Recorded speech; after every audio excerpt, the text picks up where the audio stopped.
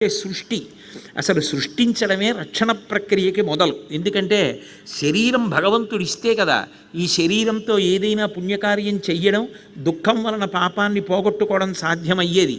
కాబట్టి సృష్టి చెయ్యడమే రక్షణ.